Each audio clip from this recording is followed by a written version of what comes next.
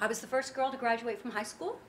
I was the first girl to graduate from college. I was the first girl to go on for a master's degree, and when I was doing my studying for my comprehensive examinations for my PhD, I decided I would have my grandmother come visit. Now, my grandmother had never been on a plane, okay, because she raised 5 kids in the middle of the Depression, and her husband died when her baby was 3 days old. He died with 7 cents in his pocket. So this is a woman who got up and just pushed through, my hero. And so I said, Grandma, I want you to come see us. And she'd never been on a plane. She said, ain't doing it. Those things are made of metal. They ain't supposed to be in there. I said, no, they're safer than cars. You know, and this was before wheels, you know. So I said, just bring a little suitcase with you. You're only going to be here 4 days.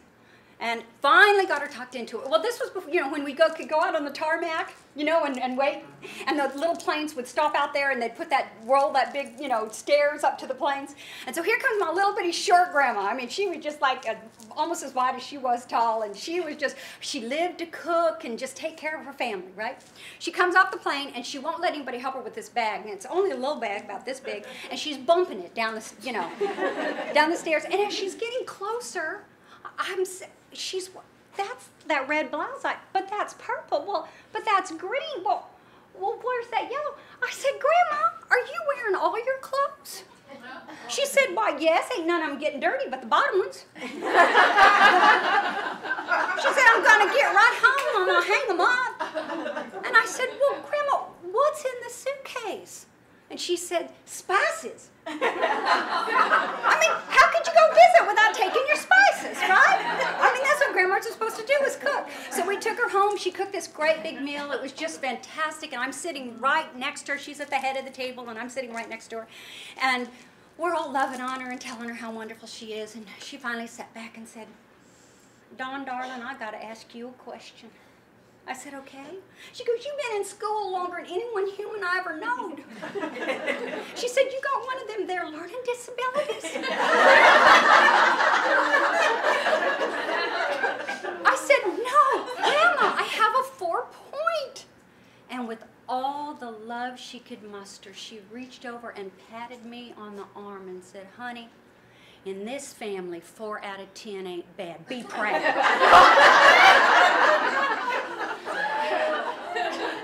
When I created the concept for the HeartLink, I wanted us to have an opportunity every day, every time we encounter someone, to touch them the way that 2nd grade teacher touched me. She changed the course of my life.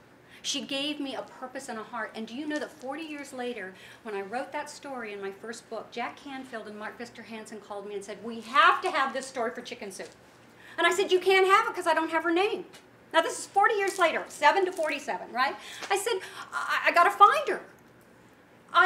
How can someone, have you ever imagined, how can someone transform your life and you don't even know their name? But I hunted her down, and when I hunted her down, she was still teaching. I found out that the year she taught me was her first year. Wow. And the year that I found her 40 years later was her retirement year. I asked her to please come to a huge group of people where I told this story and gave her flowers and honored her, and she just sobbed and said, I didn't know. What I want you guys to understand is that we at the HeartLink, you will never know the people that you touch. You will never know in what ways you touch them. That's one of the reasons why we have that one organization that has the honored guest every month. And if you are not bringing a guest to love and to honor, think about the women that are killing themselves. Nurses, have you ever seen how hard nurses work? You see how hard our teachers work? Administrative assistants who really do all the work and get very little of the applause. We have an opportunity in our group not only to network and love one another, but we have an opportunity to bring in women who are never invited anywhere. And they're never honored, really honored the way that we could honor them as businesswomen in the community. And so if you're not bringing someone every month to say we love you and we want to honor you, we're missing an opportunity to touch a life in a way that could change the direction of a heart. And that's what creating a better world is all about. So the first H, hang on to hope. E. When we think of E, I always think that the HeartLink, the dream of the HeartLink was to enhance and to edify and to encourage. I used to love that word when I was a little girl, edify. They used to laugh at me because I had this fascination with this word, edify. It just rolled off my tongue, edify. And I used to say, Mom, what does that mean? It's just, because she always said you're supposed to live your life so that you can edify yourself and you can edify others. It just sounded like, you know, that's a pretty cool word. Well, I discovered that it came from a Latin word that means hearth, which is the heart of the home. And when we edify, we encourage, we inspire, we uplift, we help, we enhance, we encourage. And that's what the HeartLink is all about. The A is for appreciation. Because girls, without appreciation, we have nothing. If we don't remember what we have, when this little man right here, who is this beautiful, handsome man now, when he was only 3 years old, he collected Teenage Mutant Ninja Turtles. You remember those? He had Teenage Mutant Ninja Turtles like you can't imagine. He had a basket of the basket was so big we had to put it on wheels.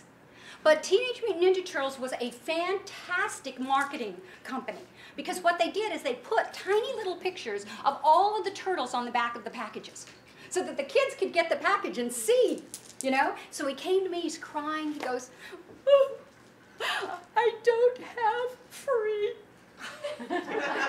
I said, you don't have 3? No, I don't have 3. And I said, sweetheart, we're talking about a basket, okay? So I said, I got an idea. Why don't you tell me the good guys and the bad guys? Give me their names, tell me who's a good guy and who's a bad guy, and show me your turtles. Well, he is in there, and this is a good guy, and this is a bad guy, and this is what he does. Well, we get to about 36, and we're not even halfway through the basket. And the kid looks at me, and he goes, wow, I got a lot of turtles. Do you see the difference? One, we're focused on what we think we don't have. And there's so many times we can get trapped in our lives where that's what we're focusing on. The other is when we remember what we do have. And it's in that remembering what we do have that our sheer ecstasy and joy comes from. You remember that? It's my favorite Christmas movie. I always make my family watch it every year. And that's It's a Wonderful Life. Mm-hmm. And what's the difference? One is that he's focused on what he doesn't have. And he jumps over to kill himself. And when he sees his life without him in it, it reminds him and he remembers all that he had. And at the end, what's changed? His attitude.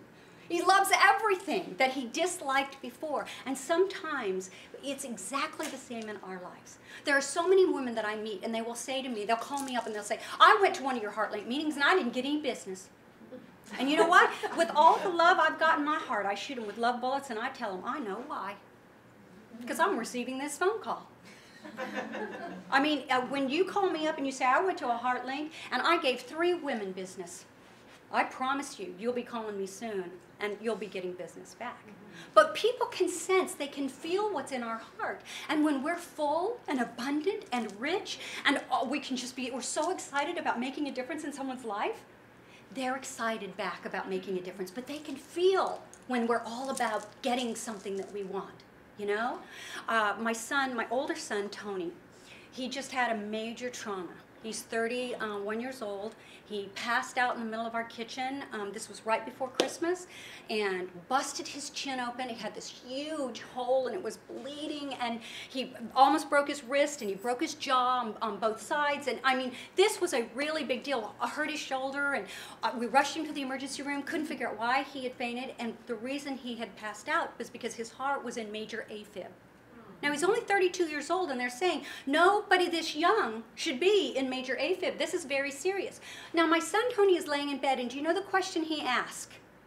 When is somebody going to sew up my chin?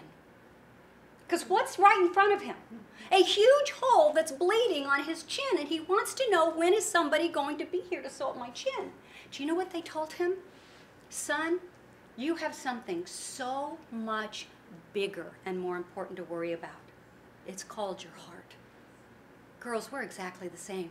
I'm not saying that sometimes we don't fall down and we don't feel like we're bleeding from our chin or any other places and we feel desperate and we're hurting or we're scared or we're all of that stuff. But that is never as important as what's in our heart. And if we can remember that and hang on to that, then the chin will heal as his has. He's eating real food and everything now. But the heart is the biggest issue. It's the most important thing. R, reach for the stars. I remember telling you about my mom that, you know, I wanted to make her happy. I wanted to make her proud. So I went to school and I became a shrink and I had a private practice and I did everything that I believed a good girl should do, and my mother was diagnosed with leukemia.